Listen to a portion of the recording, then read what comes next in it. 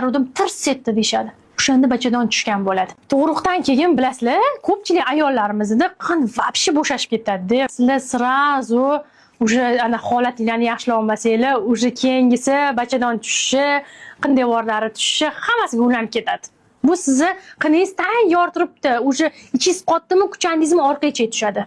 Siydigingiz keldimi, siz to'plab yurdingizmi, oldi siydik qopingiz tushadi. Keyin yana kuchani boshqa qildingizmi, ana og'ir ishlar qildingizmi, narsa ko'tardingizmi, ba'zi bachadoningiz ham tushadi. Eng ko'pi og'ir ko'targanda ko'pchilik ayollarimiz aytishadi. Bunda ko'taruvdim, tirs etdi deyishadi. O'shanda bachadon tushgan bo'ladi.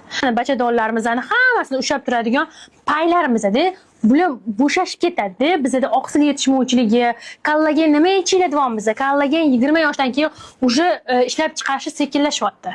O'shaning uchun kollagen ichishlar kerak, bularni mustahkamlash kerak. Ko'pchilikda defitsitlar kuzatiladi, bolasiga ham anaqa vitaminlarni beradi, o'zida vitaminlarga nisbatan defitsitlar kuzatiladi. Ham emizadi, holsizlik bo'ladi, charchoq bo'ladi, uyquga to'ymaslik bo'ladi, rejim bo'lmaydi, tap-tub qo'liga kelgan narsani yeb ketadi.